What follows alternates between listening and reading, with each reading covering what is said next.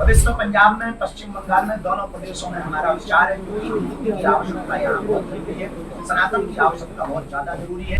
विदेशी ताकतों का अड्डा है केवल पंजाब। अगर इस देश को ही हिंदू राष्ट्र नहीं बनाया जाएगा तो किसको बनाया जाएगा? जहाँ 80% हिंदू है उसे हिंदू राष्ट्र नहीं बनाया जाएगा तो क्या बांग्लादेश को बनाया जाएगा? लगता है कुछ क्षेत्र भारत के ऐसे हैं जो भारत से नहीं चल रहे हैं, विदेश में बैठी हुई शक्तियों में जो भारत को तोड़ने की संकल्पना को लेकर बैठे हैं, उनके द्वारा चल रहे हैं। इसलिए हम पंजाब पंडित धीरेन्द्र कृष्ण शास्त्री ने धर्मांतरण को एक बड़ी चुनौती बताया है। साथ ही साथ उन्होंने तमाम बातों का जिक्र किया है।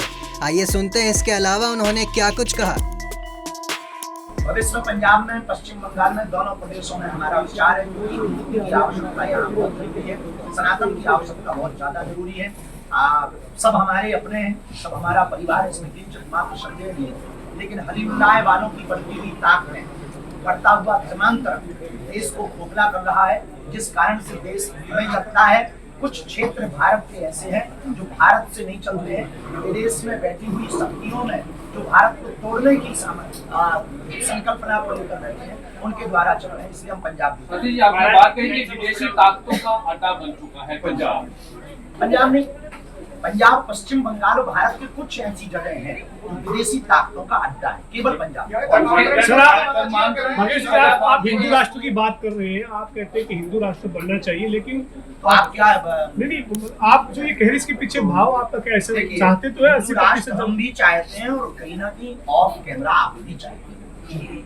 ऑन कैमरा हो सकता है आपका कर्म है, पर इस देश को ही हिंदू राष्ट्र नहीं बनाया जाएगा तो किसको बनाया जाएगा? जहाँ 80% हिंदू है उसे हिंदू राष्ट्र नहीं बनाया जाएगा तो क्या बांग्लादेश को बनाया जाएगा? जहाँ 1947 में मजहब के नाम पर बंटवारा हो चुका है, एक अलग भूमि उन्हें दी जा चुकी है, अब बचे हुए शेष टुकड़े को भारत हिंदू राष्ट्र नहीं बनाया जाएगा तो क्या बांग्लादेश को बनाया जाएगा? दूसरा, इसके पीछे हमारी संकल्पना ये है, रहे सबको रहने का अधिकार है। दुबई में सभी मजहब के लोग रहते, सभी संस्कृति के लोग रहते, सभी कल्चर के लोग रहते, और फर्स्ट प्राथमिकता उनकी इस्लाम धर्म को है। वैसे ही भारत में सब रहे, पर फर्स्ट प्राथमिकता कम से कम हिंदुओं को हो, जहाँ 80% से ज्यादा हिंदू हैं, उनको प्राथमिकता हो, यही है।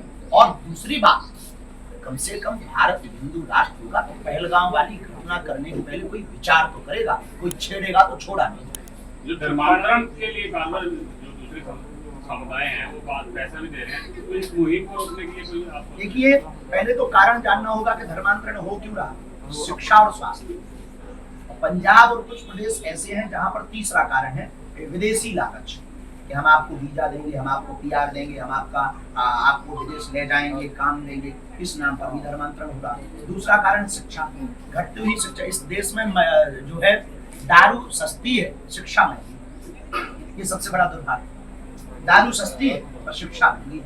इस देश में दवाएं महंगी हैं, लेकिन जो है भैया, अब किसी को कहेंगे तो बड़ा बुरा लगेगा।